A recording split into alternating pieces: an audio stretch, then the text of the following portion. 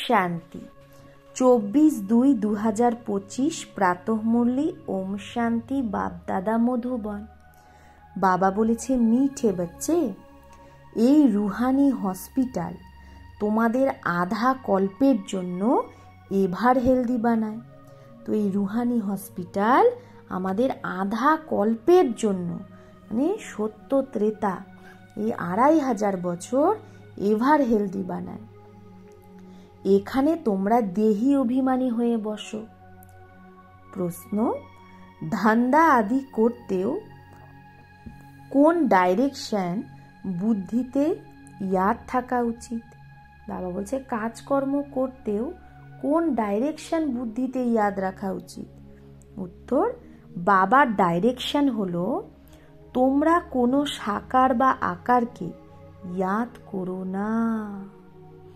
এক বাবার ইয়াদে থাকো, তাহলেই বিকর্ম বিনাশ হবে। এতে কেউ এটা বলতে পারবে না যে আমার ফুরসত নেই, মানে টাইম নেই। সব কিছু করেও তোমরা ইয়াদে থাকতে পারো। বাবা বলছে সব কাজ করতেও তুমি বাবার ইয়াদেই থাকতে পারো। তার জন্য কেউ বলতে পারবে না আমার টাইম নেই। ওম শান্তি। মিষ্টি মিষ্টি রুহানি বাচ্চাদের প্রতি বাবার গুড মর্নিং। গুড মর্নিংয়ের পরে বাচ্চাদের বলা হয় বাবাকে ইয়াদ করো। ডাকেও, হে পতিত পাবন, এসে পাবন বানাও। তো বাবা প্রথমে বলে রুহানি বাবাকে ইয়াদ করো। রুহানি বাবা তো সবার একটাই। ফাদারকে কখনো সর্বব্যাপী মানা হয় না, বাবা তো একজন হয়। তো বাবাকে বলা যায় কখনো সবার মধ্যে থাকে? তো যতটা পারো বাচ্চারা প্রথমে বাবাকে ইয়াদ করো। কোনো সাকার বা আকারকে ইয়াদ করো না, এক বাবা ছাড়া। এটা তো একদম সহজ না? মানুষ বলে আমি বিজি থাকি, টাইম নেই, কিন্তু এখানে তো অনেক টাইম। বাবা যুক্তি বলে, এটাও জানো বাবাকে ইয়াদ করলেই আমার পাপ ভস্য হবে। মুখ্য কথাই হলো এটা। ধান্দা আদির কোনো মানা নেই। বাবা বলে না তুমি কাজকর্ম করো না, সেগুলো করতেও শুধু বাবাকে ইয়াদ করো, তো বিকর্ম বিনাশ হবে। এটা তো বোঝো আমরা পতিত। সাধু সন্ত ঋষি মুনি আদি সবাই সাধনা করছে কি জন্য? জানে আমি পতিত, পাবন হওয়ার জন্য। সাধনা করাই হয় ভগবানকে পাওয়ার জন্য। তো সেটা তো যতক্ষণ না সে ভগবানকে চিনবে, ভগবানের পরিচয় পাবে, ততক্ষণ তো তাকে পাবেও না। পরিচয় পেলে তবেই তো তার সাথে মিলতে পাবে। বাবা বলছে তোমরা জানো বাবার পরিচয় দুনিয়ায় কারো নেই, কারো মধ্যেই বাবার পরিচয় নেই, কেউ জানেই না। দেহের পরিচয় তো সবার আছে। বড় জিনিসের পরিচয় ঝট করে বোঝা যায়, বড় জিনিসের পরিচয় ঝট করে হয়ে যায়, কারণ দেহটা দেখতে বড়, তাই দেহের পরিচয় ঝট করে হয়ে যায়। আত্মার পরিচয় তো যখন বাবা আসবে তখনই বোঝাবে। আত্মা আর শরীর দুটো জিনিস। আত্মা একটা স্টার, আর খুব সূক্ষ্ম, তাকে কেউ দেখতে পারে না। আত্মাকে দেখা যায় না। তো এখানে যখন এসে বসো, তো দেহি অভিমানী হয়ে বসতে হবে। দেহি অভিমানী মানে আত্ম অভিমানী। এটাও একটা হসপিটাল না, আধা কল্পের জন্য এভার হেলদি হওয়ার হসপিটাল। হ্যাঁ, এখন বাবা যে জ্ঞান শেখাচ্ছে, যে ট্রিটমেন্ট দিচ্ছে, এই ট্রিটমেন্টে আত্মিক ট্রিটমেন্ট, তাহলে আমরা 2500 বছর এভার হেলদি হব। আত্মা তো অবিনাশী, কখনো বিনাশ হয় না। আত্মার সারা পার্ট কে বাজায়? আত্মাই। তো আত্মা বলে আমি কখনো বিনাশ হই না। আত্মা কি বলে? আমার কখনো বিনাশ হয় না।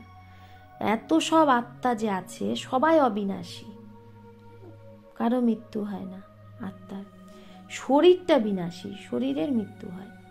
এখন তোমাদের বুদ্ধিতে এটা বসে আছে যে আমরা আত্মা অবিনাশী, আমরা 84 জন্ম নিই। তাহলে এই একটা আত্মায় 84 জন্ম নেয়। তো এটা ড্রামা। এতে ধর্মস্থাপক কে কে কখন আসে, কত জন্ম নেয়, সেটা তো তোমরা জানো। 84 জন্ম যে গাওয়া হয়, তো নিশ্চয়ই সেটা কোনো এক ধর্মের হবে। তাহলে 84 জন্ম তো সব ধর্মের হবে না। যারা দেবী দেবতা ধর্মের প্রথমে আসবে তারই পুরো 84 জন্ম হবে, বাকি অন্যান্য ধর্মের আত্মাদের কম জন্ম হবে। তো সবার তো হতে পারে না 84 জন্ম, সব ধর্ম তো আর একসাথে আসবে না। আমরা অন্যের হিসাব কেন বের করব? তা বাবা বলছে টাইম ওয়েস্ট করে কি লাভ, যে অন্য ধর্মের কে কখন আসলো। জানো ফলানা ফলানা অমুক অমুক সময়ে অমুক অমুক ধর্মস্থাপন করতে আসে, তাদের আবার বৃদ্ধি হয়। সবাই শতপ্রধান থেকে তমপ্রধান তো হবেই না, সবাইকে হতেই হবে শতপ্রধান থেকে তমপ্রধান। যেমন যারা দেবী দেবতা ধর্মের ছিল তারাও তো শতপ্রধান ছিল, সেই আত্মারাই এখন তমপ্রধান হয়ে গেছে, মানে আমরা, তাই না? তো সবাইকে হতেই হবে। দুনিয়া যখন তমপ্রধান হয়ে যায় তখনই বাবা এসে শতপ্রধান সত্যযুগ বানায়। আমরা যখন তমপ্রধান হয়ে যাই তখনই তো বাবাকে আসতে হয় না শতপ্রধান বানাতে। তো এখন তোমরা বাচ্চারা জানো আমরা ভারতবাসীরাই আবার নতুন দুনিয়ায় গিয়ে রাজ্য করব। আর কোনো ধর্মই তখন থাকবে না, একটাই ধর্ম, কি? আদি সনাতন দেবী দেবতা ধর্ম। তোমাদের বাচ্চাদের মধ্যেও যার উঁচু পদ পাওয়ার থাকবে না, সে বেশি ইয়াদে থাকার পুরুষার্থ করবে, আর সমাচারও লিখবে যে বাবা আমি এতটা সময় ইয়াদে ছিলাম।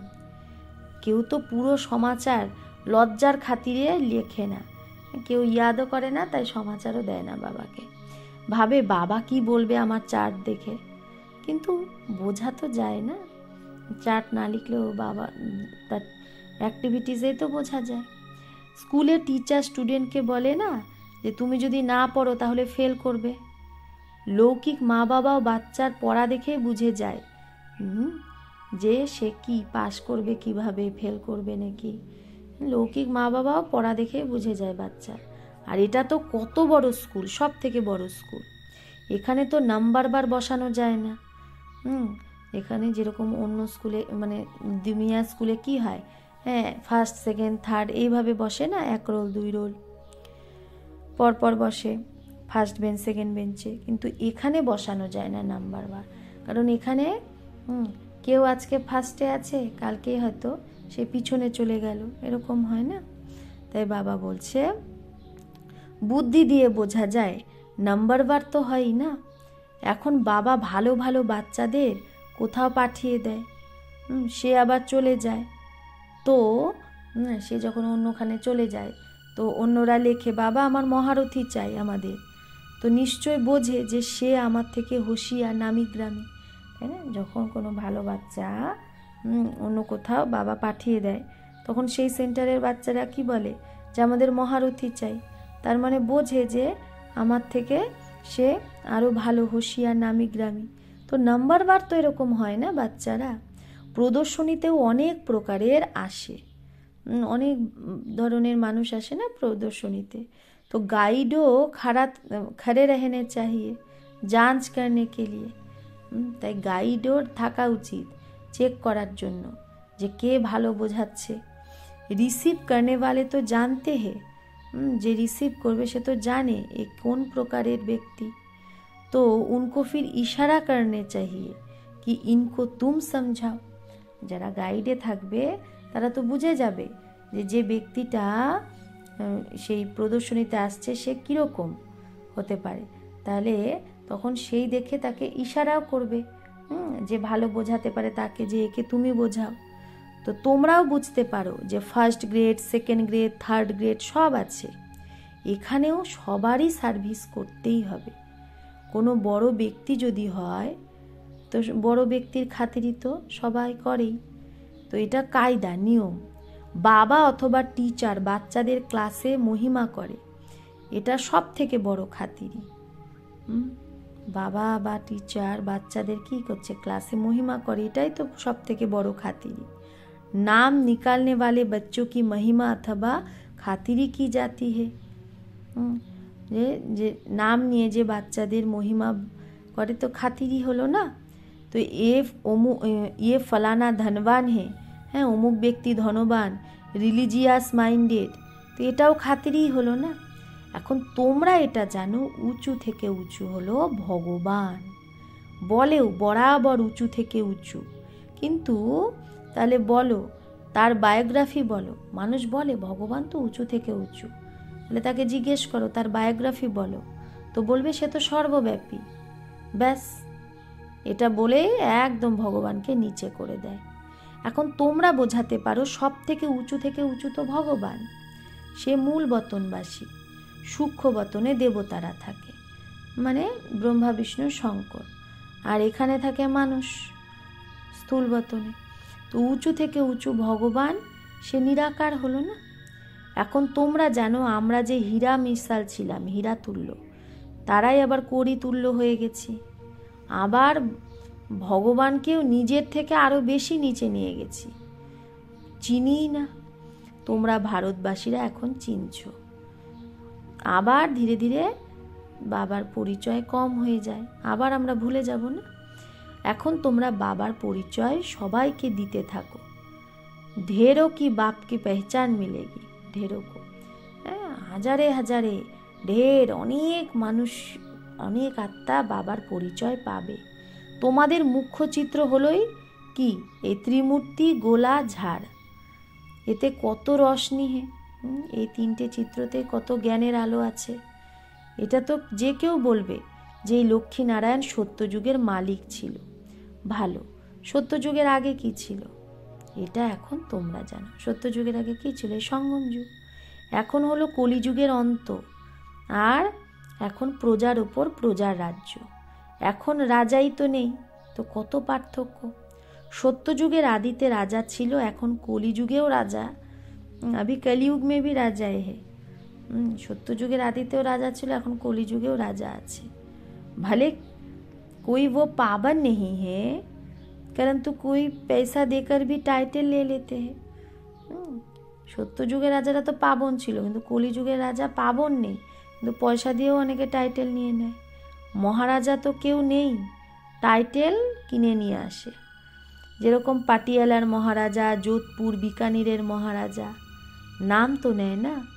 তো এই নাম অবিনাশী চলতেই থাকে। প্রথমে পবিত্র মহারাজা ছিল, এখন অপবিত্র মহারাজা, তো অক্ষর ওটাই চলে আসে মহারাজা। এই লক্ষ্মীনারায়ণের জন্য বলে এরা সত্যযুগের মালিক ছিল। কে রাজ্য দিয়েছে তাদের? এখন তোমরা জানো সেই রাজধানী কি করে স্থাপন হয়। বাবা বলে আমি তোমাদের এখন পড়াই 21 জন্মের জন্য, তারা তো পড়ে এই জন্মেই ব্যারিস্টার আদি হয়, তোমরা এখন পড়ে ভবিষ্যতের মহারাজা মহারানী হও। ড্রামা প্ল্যান অনুসারে নতুন দুনিয়া স্থাপনা হচ্ছে। এখন হলো পুরানো দুনিয়া। ভালে যতই ভালো ভালো বড় বড় মহল হোক, কিন্তু হিরে জহরাতের মহল বানানোর তাকাত তো কারো মধ্যে নেই। সত্যযুগে এরাই সব হিরে জহরাতের মহল বানায় না, বানাতে কোনো দেরি থোড়েই লাগে। এখানেও ভূমিকম্প আদি হলে অনেক কারিগর লাগিয়ে দেয়, তখন কি হয় 1-2 বছরের মধ্যেই সারা শহর আবার দাঁড় করিয়ে দেয়। নতুন দিল্লি বানাতে খুব বেশি 8-10 বছর লেগেছে। কিন্তু এখানকার লেবার আর সত্যযুগের লেবারের মধ্যে পার্থক্য তো থাকবে না। আজকাল তো নতুন নতুন ইনভেনশনও বের করে, মকান বানানোর সায়েন্সও জোর। এখন মকান কত তাড়াতাড়ি তৈরি হয়ে যায়, সব কিছু একদম রেডিমেড পাওয়া যায়, ঝট করে ফ্ল্যাট তৈরি হয়ে যায়, খুব জলদি জলদি তাড়াতাড়ি হয়। তো এগুলো সব সেই সত্যযুগে তো কাজে আসে না। এই সব সংস্কার তো সাথে যাবে, সংস্কার তো থাকে না। এখন যারা বানাচ্ছে তারাই তো এই সংস্কার নিয়ে যাবে সত্যযুগে। তো এই সায়েন্সের সংস্কারও সত্যযুগে যাবে। তো এখন বাবা বাচ্চাদের বোঝাতে থাকে, যদি পাবন হতে চাও তাহলে বাবাকে ইয়াদ করো। বাবাও গুড মর্নিং করে আবার শিক্ষা দেয় না, বাচ্চারা বাবার ইয়াদে বসে আছো, চলতে ফিরতে বাবাকে ইয়াদ করো, কারণ জন্ম জন্মান্তরের পাপের বোঝা মাথায় আছে। সিঁড়ি নামতে নামতে 84 জন্ম নাও। এখন আবার এক জন্মে চড়তি কলা হয়। যত বাবাকে ইয়াদ করবে তত খুশিও থাকবে, শক্তিও পাবে। অনেক বাচ্চা আছে যাদের আগে মানে প্রথম নাম্বারে রাখা হয়, কিন্তু ইয়াদে একদমই থাকে না। বলে জ্ঞানে তীখা, কিন্তু ইয়াদের যাত্রা নেই। বাবা তো বাচ্চাদের মহিমা করে। তো এই ব্রহ্মাও তো নাম্বার 1-এ আছে, তো নিশ্চয়ই মেহনতও করে না সে। তোমরা সদা ভাবো যে শিব বাবা বোঝায়, তাহলে বুদ্ধিযোগ শিব বাবার সাথেই লেগে থাকবে। তো ব্রহ্মাও তো শিখছেই না, তাও বলে, সেও বলে বাবাকে ইয়াদ করো। কাউকে বোঝানোর জন্যই তো এই চিত্র। ভগবান বলাই হয় নিরাকারকে, সে এসে শরীর ধারণ করে। এক ভগবানের বাচ্চা, সব আত্মারা ভাই ভাই। এখন এই শরীরে বিরাজমান, আমরা আত্মারা এখন কি নিজে নিজে শরীরে বিরাজমান। সবাই অকাল মূরত, আত্মা তো অকাল মূরত। আর এই ভ্রুকুটি হলো অকাল মূরত আত্মার তখ্ত, থাকার জায়গা।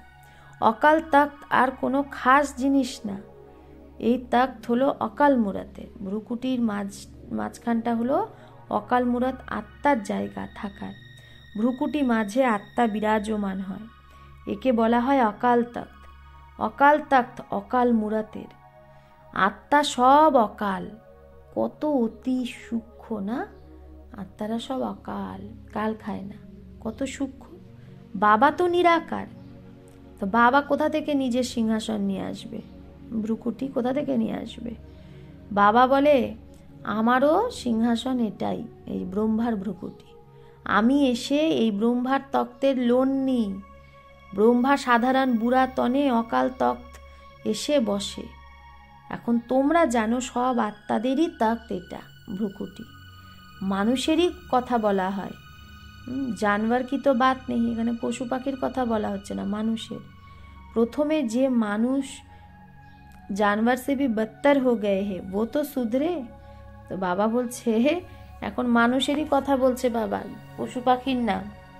কারণ প্রথমে যে মানুষ সেই জন্তু জানোয়ারের থেকেও খারাপ হয়ে গেছে, তারা তো আগে শুধরাক মানুষ। कोई जानवर की बात पूछे बोलो पहले अपना तो सुधार करो। কেউ যখন কোনো পশু প্রাণীর কথা, অন্য অন্য পশু পাখির কথা বলবে, তখন তাকে বলে আগে নিজে তো শুধরাও। সত্য যুগে তো পশু পাখিও খুব ভালো হবে, ফার্স্ট ক্লাস। কিচড়া আদি কিচ্ছু হবে না ওখানে, নোংরা আদি। किंग के महल में कबूतर आदि का किचरा हो तो दंड डाल दे, जरा भी किचरा नहीं। রাজার মহলে যদি সেই কবুতর পায়রার সেই নোংরা কিচড়া হয় তো সাজাই দিয়ে দেবে, একটু ওখানে কিচড়া থাকবে না।